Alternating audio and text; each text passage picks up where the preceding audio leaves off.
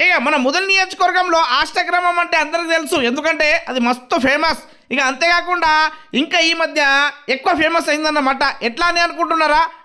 అయితే శ్రీరాముని అక్కడ కొలువు చేసుకొని అక్కడ శ్రీరాముని యొక్క అడుగుజాడల్లో నడుస్తూ భక్తి మార్గంలో నడుస్తూ ఆ గ్రామంలో ఉన్నటువంటి పిల్ల జల్ల నిండు నూరేళ్ల ముసలాళ్ళ నుంచి ప్రతి ఒక్కరు శ్రీరాముని యొక్క నామస్మరణం చేస్తూ ముందుకు సాగుతున్నారన్నమాట. అందుకను ఇగో ప్రతి సంవత్సరం లాగానే ఈ సంవత్సరం కూడా అంగరంగ వైభవంగా ఎవరు ఊహించని విధంగా శ్రీరాముని యొక్క కళ్యాణము, జననము, అదేవిధంగా నామకరణము ఇక్కడ నిర్వహించడం జరిగింది.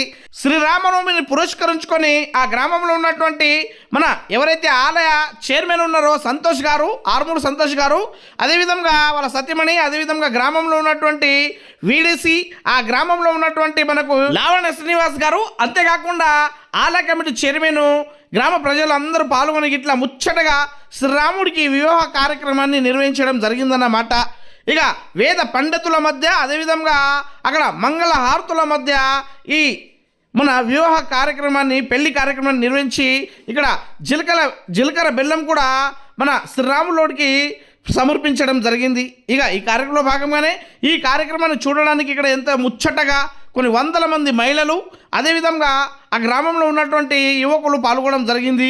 ఇక అక్కడ ఈ విధంగా బాసింగలను మన శ్రీరాముడికి గడుతూ పూజా కార్యక్రమాన్ని నిర్వహించి, అదేవిధంగా ఇక శ్రీరాముడి యొక్క ఈ ఏదైతే మనకు మాల సమర్పణ కార్యక్రమం ఉంటుందో ఈ మాల సమర్పణ కార్యక్రమంలో ఈ పిల్లగాడు అక్కడికి వెళ్ళి మనం ఉంటారు కదా, అదే విధంగా ఈడ కూడా ఆ శ్రీరాముని తరపున వాళ్ళు, సీతామాత తరపున ఉన్నటువంటి వాళ్ళు ఈ విధంగా వియంకులు అంటారు కదా, ఇట్లా ఎంతో ముచ్చటగా ఈ దండలను అక్కడ తీసుకొని అక్కడ ఉన్నటువంటి భక్తుల మధ్య నృత్యాలు చేస్తూ ఆ స్వామివారికి ఈ దండలను సమర్పించడం జరిగిందన్నమాట. అయితే ఈ గ్రామంలో చెప్పుకునే ముచ్చట ఏమంటే శ్రీరాములుడు కొలువై ఇక్కడ 2 సంవత్సరాలు అయింది, కానీ సంవత్సరం నుంచి మొక్కుకున్న వాళ్ళకు పిల్లలు పుడుతున్నారట, జాబ్ రాని వాళ్ళకు జాబ్ వస్తున్నదట.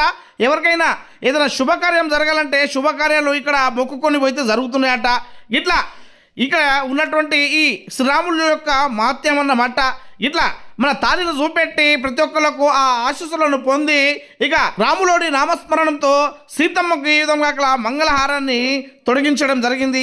ఇక వడి బియ్యాన్ని అక్కడ ఈ విధంగా పోసి అక్కడ ఏ విధంగా అయితే మన సామాన్యంగా మనం ప్రతిరోజు పెళ్లి జరుపుతామో అదే మాదిరిగా ఇక్కడ ఈ దేవుళ్ళ పెళ్లిని కూడా జరుపుకోవడం జరిగిందన్నమాట. ఇక వచ్చే సంవత్సరం కూడా దీనికంటే పెద్ద ఎత్తున మంచిగా జరుపుకుంటారు కాబట్టి మీరు కూడా వచ్చే సంవత్సరం అందరూ పాల్గొని ఈ కార్యక్రమాన్ని విజయవంతం చేయాలి.